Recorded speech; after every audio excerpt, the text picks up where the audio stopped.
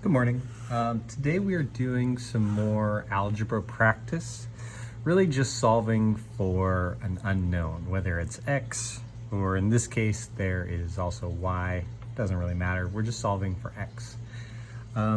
These types of calculations come up all the time in chemistry, and my students oftentimes have trouble solving these problems, so we need practice on how to do these. So first page is pretty basic. Let's go through a couple examples just to refresh your memory. You've done this for a long time, so it should be pretty easy. So number one, y plus 2 equals 5. So how do we figure that out? I have to get y by itself. So I'm going to say y plus 2 minus 2, because I have to do what I do to one side, I have to do to the other, right?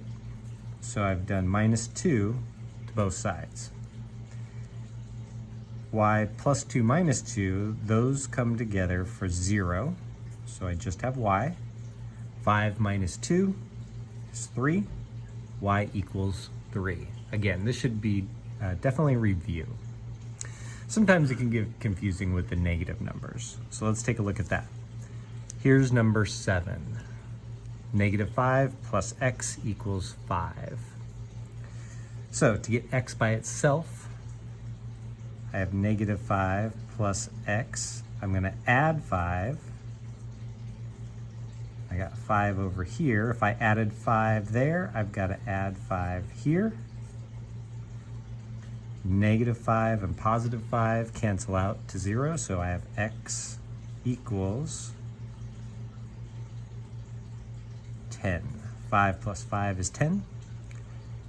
And if you put 10 in for x, you'll get the correct answer. So again, you've done this before, but for some reason, once we get into chemistry, we seem to forget how to do these. Now, on the next page, it gets a little bit more complex. So let's do some of those more complex questions. Here, it's the same thing. What I do to one side, I have to do to the other, and I have to isolate x or y. Again, it doesn't really matter what the letter is, but I have to isolate my variable. So we're going to do 13 together. I have negative 2x minus 73 equals minus 89. So I got to get the x by itself. First, I want to get rid of this negative 73. So negative 2x minus 73. Best way to get rid of it is to add 73, which I have to do to both sides. So these go to 0, negative 73 and positive 73. So I have negative 2x still equals, let's see, 89. Oh, there's no plus minus. I can do that one. Plus 73 equals, oops.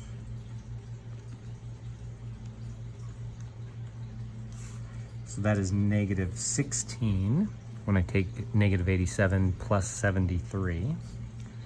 Now I got to get rid of that negative 2. So in order to do that, I have to divide by negative 2. So if I divide by negative 2, those will cancel out. I have to do the same thing to this side, which is divide by negative 2. Over here, it just leaves me with x equals, and if you do 16 divided by 2, it's just 8. A negative divided by a negative is a positive. So I end up with plus 8. And if I put that back into the equation, I should get the negative 89. All right, let's do another one. We'll do number 20 here. So let's see, 18x plus 75 equals 21. Same thing, I gotta get rid of all the other numbers and isolate x. I start doing that by getting rid of the 75. So I have plus 75, now I'm going to minus 75 equals 21 minus 75. Those will cancel out, leaving me 18x equals 21 minus 75, negative 54. Now to get rid of that 18, it's multiplying 18 by x, so I have to divide by 18. If I did that to this side, I have to do the same thing to the other side. Those 18 divided by 18 is 1, so that just leaves me with x equals negative 54 divided by 18 equals negative 3.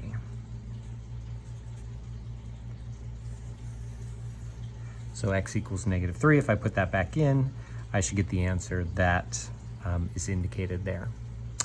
Okay, the rest are all done exactly the same way, so you just need practice of doing that in the correct order. If you have questions, let me know. Other than that, I will see you next time. Thank you.